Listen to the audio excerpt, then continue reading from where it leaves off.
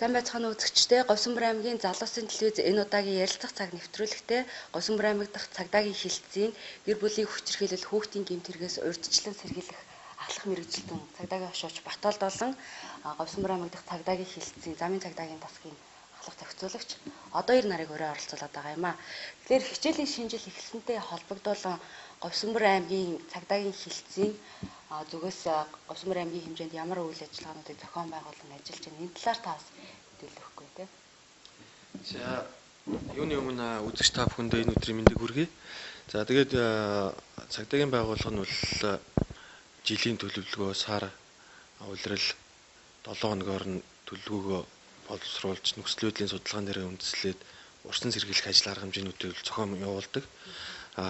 Энэ оны байдлаар бол одоо урьдчилан сэргийлэх чиглэлээр бол цагдаагийн ерөнхий газраас болоод Говьсөнбөр аймгийн цагдаагийн хилцээс бол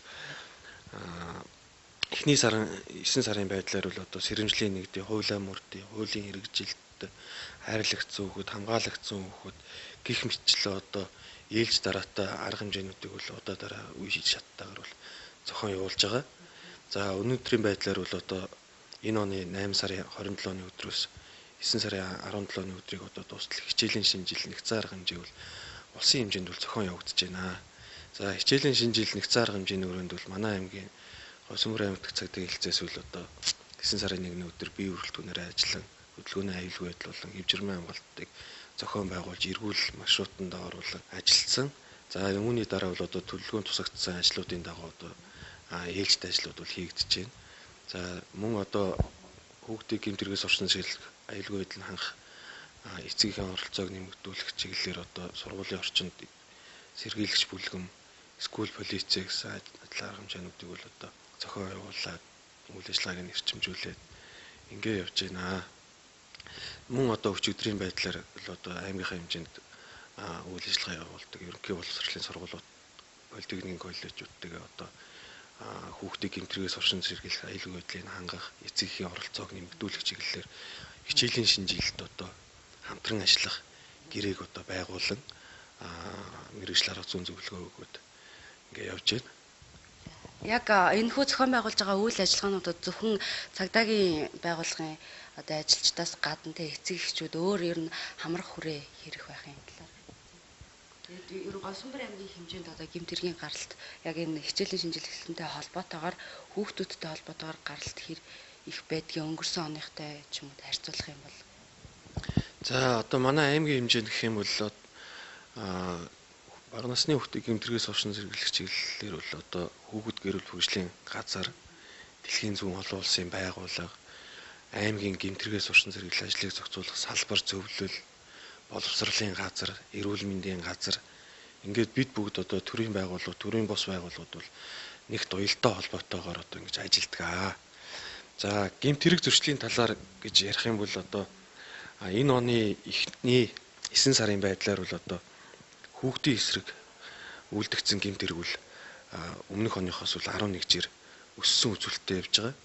За энэ үзүүлэлт нь одоо ямар учиртай юм бэ гэхээр өнгөрсөн хавар буюу одоо Дүнжин гарав 2018 морин спорт иштэй холбооноос зохион явуулсан уралдаан дээр одоо бага насны хүүхэд мориноос унах, гэмтэх энэ зүйлээс болоод одоо ингээд 11 жир үл өссөн үзүүлэлттэй явж идэг.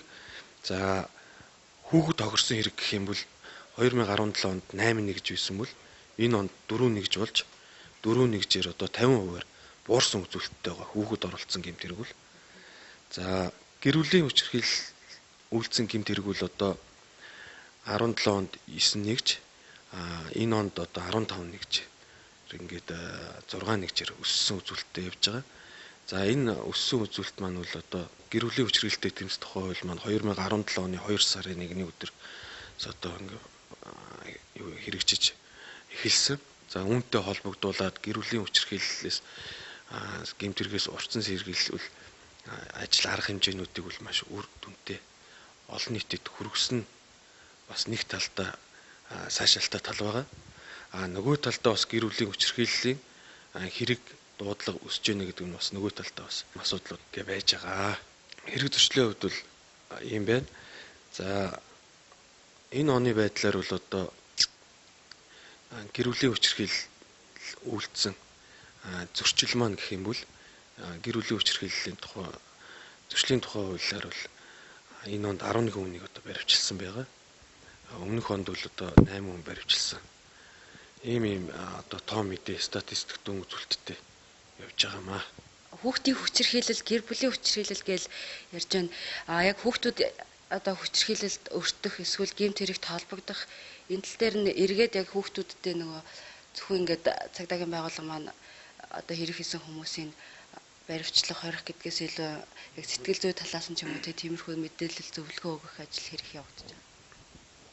За тийм одоо ер нь бол цагдаагийн байгууллага маань бол дотроо бол бүт зохион байгуулалтууд бол байдаг. Өөр өөрсдийн чиглэлтэй, өөр өөрсдийн үүрэгтэй оролцоотой явдаг. За үүн дотор бол одоо орсон сэргийлэх хилцээ, орсон сэргийлэх ажил хариуцсан алба багш нар гэж байдаг. За энэ орсон сэргийлэх ажил хариуцсан алба багш нар маань бол одоо хүүхдийг гэмт хэрэг зөрчилд өртгөөс нь орсон сэргийлэх чиглэлээр Монгол улсын хууль, дүрм, журмыг сурчилдаг, таниулдаг мөн одоо ийм ажлууд явагддаг. За үүн дотроос бол одоо яг манай аймгийн хэмжээнд бол гол одоо үр дүнгээ өгж байгаа ажил гэх юм бол манай сэргийлэгч бүлэг нь оюутан цагтаа энэ ажлууд бол явагдаж байгаа. За сэргийлэгч бүлгэн бол одоо нөлөөллийн хүүхдтэй нөлөөлөх. Одоо томчууд хүүхдэд эцэг нь байдаг юм уу, цагдаагийн ажилтан байдаг юм уу? Хин нэгэн томчууд хүүхдэд бас үг хэлэхэд хүүхэд бас нэг хүлээж авна.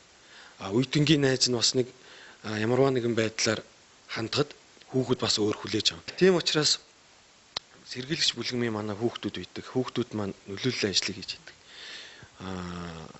Одоо хичээлийн цаг дээр хичээлийгээ сууж хахад хажууд ширээнийх нь хүүхэд хичээлээ хийхгүй байхад хичээлээ хийж гэдэг юм уу те. За хичээл завсарлаад коридорт гараа явж байхад нэг хоёр хүүхэд ноцолж байгаа юм бол болооч хийж гэдэг юм уу. Ингээд нөгөө хүүхдтэй нөлөөлөх энэ ажил бол арга хэмжээ маань бол одоо маш сайн явагдаж байгаа. Энэний үндсэн дээр бол одоо энэ онд 2017-2018 оны байдлаар бол сургуулийн орчинд гэмт хэрэг зөрчил бол одоо бүртгэдэггүй байгаа. За мөн тэгээ дээрэс нь манай скул полиц байгаа. Манай скул полиц эцгийн хэрэглүүд маань бол одоо хуваар гаргашдаг. Багшууд нар нь хуваараа гаргаад өдөртмийн үйл ажиллагаанд нь хяналт тавиад цагдаагийн байгууллагын ажилчдаас нь мэргэжил арга зүйн зөвлөгөө өгөөд ингээд бид нар одоо ингээд хамтраад ажилладаг. За яг Говьсөнбөр аймгийн хэмжээнд те хүүхдүүд хэдээс хэдэн насны хүүхдүүд ихэвчлэн одоо ямар төрлийн гэмт хэрэг зөрчилд ингээ холбогдох нь элбэг гэдэг юм байна талаар. За ер нь манай аймгийн хувьд ер нь аймаг гэлтгүй ер нь улсын хэмжээнд ер нь бол 12-оос 16, 17 орчим насны өсвөр үеийн насны одоо ийм хүүхдүүд хулгайн гэмт хэрэгт одоо өвөлдөх, хулгайн гэмт хэрэгт одоо ингээд өртөх тийм ээ ийм зүйлүүд одоо ерөөд дийлэнх байдаг. Манай аймгийн хэмжээнд бол одоо 2017 онд хулгайн гэмт хэрэг үйлдсэн 4 хүүхэд байдаг. Тэгээ одоо 2018 онд бол одоо хулгайн гэмт хэрэг үйлдсэн бүртгэгдсэн юм хүүхэд бол одоо байхгүй байгаа. Замын цагдаагийн тасгийн ахлах зохицуулагч одоорийнхыг орой оролцуулсан байгаа. Тэгэхээр Говьсөнбөр аймгийн замын цагдаагийн тасгаас бас хичээлийн шинжил эхэлсэнтэй холбогдуулан те ямар байгууллагуудтай хамтраад бас аймгийнхаа хэмжээнд ямар үйл ажиллагааг зохион байгуулж байна. Энэ талаар мэдээлэл өгөх. Манайх аймгийн хэмжээнд улсын хэмжээнд тийм ээ орон нутгийн зам хөдөлгөөний соёл арга хэмжээ буюу нэрээс нэмээд цай авто тээврийн газартаа хамтраад оюутан тээвэр нэгцэн арга хэмжээг зохион байгуулж байна. За үүний үр дүнд манай аймагт гарсан зам тээврийн осол хэрэг бол ерөнхийдөө 60 орчим хувиар буурлаа. Нас баралт 4 хүнээр бас буурлаа. Тийм ээ дөрвөлжлийн яг 9 сарын байдлаар болохоор 7 хүн нас барсан байсан бол одоо энэ жил 2 хүн.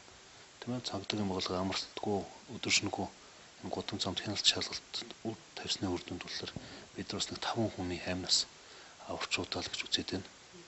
Тэгэхээр энэ хяналт шалгалт ерөнхийдөө орон нутгийн замд бол маш ихээр хэрэгтэй юм байна гэдгийг бол энэ үр дүн бол ерөнхийдөө харуулж байгаа. Орон нутгийн замд бас жолооч нарын маань гаргаж байгаа зөрчил нь ихэнхдээ ямар зөрчил байх юм талаар. Дийлэнхтэй бол ерөнхийдөө гаргаж байгаа зөрчил нь хур тэтрүүлэх тогтоосон одоо орон нутгийн замд 80 км/цаг уртаа явах бол одоо 80 км-ээс их тэтрүүлж 110, 20, 30-тай явах хур тэтрүүлэх зөрчил бол ихээр гарлаа. Бас хүүхэд буруу тээвэрлэх зөрчил бол маш ихээр гарч байна. Хүүхдээрс одоо гэр бүлийнхнээ одоо хайртай гишүүдэд тээврийг дотроо авч явж байгаа жолооч нар нэрээс хүүхдийг хамгаалах бус хэрэглүүлэхгүй байна. Уртаа суулгаж авч явж дандаа буруу тээвэрлэлтэй л яваад байна. Одоо тэр манай зохицуулагч нар цагдаа нар ерөөсөө зам дээр зогсоовод та хүүхдэд зөв тээвэрлэх хамгаалах бүсийг хэрэглүүлэх хүүхдийг хойдлын суудлын дээр суулгах, зориултын суудлын дээр суулгах шаардлага тавиад л хүүхдүүдийн зөрчлийг газар дээр найрлуулад явсны үр дүнд болохоор бас нэг хүүхдэд зам дээр бас хэрэгт холбогдсон тохиолдол одоогор бол гарсан. Тэгээд орон нутгийн замд ерөнхийдөө манайх нь хур тэмцэгч ажиллаулж байгаа нь явуулын хур тэмцэгч TP Cam H10 гэдэг энэ бүгдний Солонгос ард улсад үйлдвэрлэсэн. Тэгээд энэ стандарт тэмцэл зүүн зүгээр баталгаажуулсан юм явуулын хур тэмцэж ажиллаж байгаа. Тэгээд сая энэ хур тэмцэж ажиллах 10 хоногийн хугацаанд зөрчлийн тухай хуулийн 14/7/31 зүйлийг заалтыг зөрчсөн 110 гаруй зөрчил илрүүллээ. Тэгэхээр нэг жолооч нартай хандж хэлэхэд орон нутгийн замд цагдаагийн хяналт баахгүй байна гэж бодон битээ хөнгөмсгөр найдаж зам үйлдвэрлэлийн дүрм битээ зөрчөөрэй. Цагдаагийн хяналт манайх явуулын байдлаар өдөр шөнөг бол постуудаа гаргаж ажиллаж байгаа учраас та бүхэн хурдаа тохируулж зам үйлдвэрлэлд оролцооч гэж хүсмээр байна. За ер нь орон нутгийн замд цаашид жолооч нар маань иргэд маань те юун дээр анхаарах хамгийн түрүүнд шаардлагатай байдгийг энэ талаар бас мэдээлэл өгөө. Ер нь мотоциклын жолооч нарт ганц анхааруулж хэлээд байгаа юм. Зөвхөн цагдаад шалгуулах төдий битээ хамгаалах малгай хэрэглээч. Хамгаалах малгай болохоор тэр иргэнийг өөрийг хамгаалах учраас та бүхэн тогтмол тэр хамгаалах малгайгаа тогтмол хэрэглэж хөвшөөч. Суудлын тэргийн жолооч нар болохоор хамгаалах бус бага насны хүүхдийг тээвэрлж байгаа бол хамгаалтын судал, зориултын судлаа тогтмол хэрэглэж зам үйлдвэрлэлд оролцооч гэдэг хайртай дотны хүмүүсүүдэд одоо тэр жолооч нар өөрсдөө хамгаалах хэрэгтэй. Тэгэхээр нөгөө тээвэрлсэн жолооч нар чинь зөвхөн өөрийгөө хамгаалах зорилттой өөрийнхөө бүсийг бүсэж байгаа байхгүй. Тэгэхээр нөгөө бусдыгаа бас нэг амь насыг хамгаалахын тулд зорчигч нарынхаа бүсийг сайн зөвлөж зам үйлдвэрлэлд оролцох хэрэгтэй. Үзэгчтэй хандж хэлдэг. За тэгэлгүй бага насны хүүхдийг гэмтргээс орсон сэргийлэх чиглэлээр юун дээр анхаарах уу, яаж ажиллах уу гэдэг зүйлүүд бол байна. Тийм учраас нэн тэргуунд бол одоо иргэд та бүхэндээ хандаж хэлэхэд бол одоо альва ямар нэгэн гэмтргээс орсон сэргийлэх ажилд бол иргэд та бүгдээ оролцвол маш чухал байдаг. Иргэд та бүгдээ оролцоотойгоор та бүгдийнхээ хүчин дээр цагдаагийн байгууллага түшгэлж ийж бид бүгд нийлээд хамтдаа гэмтргээс орсон сэргийлж чаддаг. Одоо манай цагдаагийн байгууллагаас бол Unfriend гэдэг одоо нэг цаар хэмжээ бол явагдаж байна. Бас мөн адил захим орчноос одоо орчин сэргийлэх садар самуу бага насны хүүхдийг хамгаалах гэдэг зорилготой. Тэгээд ингээд явж байгаа. Тийм учраас бас иргэд та бүгдийгээ бас энд бас өргөнөөр бас оролцоож, идэвхтэй оролцоож өөрийнхөө одоо хайртай хүүхдүүдээ, дүүнрийгээ энэ одоо захим ертөнцид явагдаад байгаа энэ гэмт хэрэг зөрчлөөс бас хамгаалж идэвхтэй оролцооч гэж бас хүсмээр байна. За тэгээд эцэст нь хэлэхэд бол одоо гараас гарт хөтөлбөр өгдөг засгийн газрын тий 1-5 дугаар ангийн хүүхдүүд бол тийм учраас одоо хичнээн ямар ч удаа ажилтаа байсан, цаг завгүй байсан ч гэсэн бас нэг өөрийнхөө хүүхдтэй, өөрийнхөө дүүнэртэй зориулаад 5 минутын цаг завч гэсэн гаргаад ингээд хичээлд нь хүргээд өгчдөг. Хичээлийн дархлаар хичээлээс нь очиод авчдаг байх хэрэгтэй байна. Энийг бас иргэдээсээ бас хүсэж байна. За хүүхдийг ганцаарнгээ явуулснаас болж эрсдэл үүсдэг.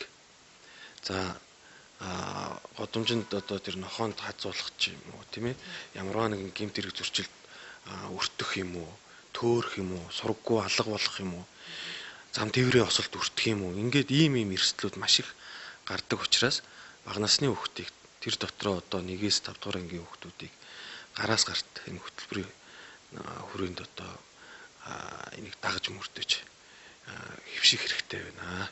Энэ удаагийн ярилцах цаг нэвтрүүлэгтээ хамтдаа байсан үзэгч та бүхэндээ баярлалаа. За үзэгч та бүхэндээ бид бас хэрэгтэй мэдээлэл өгсөн гэдэгт бол итгэлтэй байна. Үзэгч та бүхэн маань цагдаагийн хэлцээс одоо зохион байгуулж байгаа ажлуудад идэвхтэй оролцож тэ хууль дүрмээ чанд сахиж урьдчилан сэргийлэх ажлыг хамгийн гол нь хийх нь чухал гэдгийг бас мэдж авсан байхаа гэж найдаж байна. Дараагийн ярилцах цаг нэвтрүүлгээр эргэн уулзцгаая.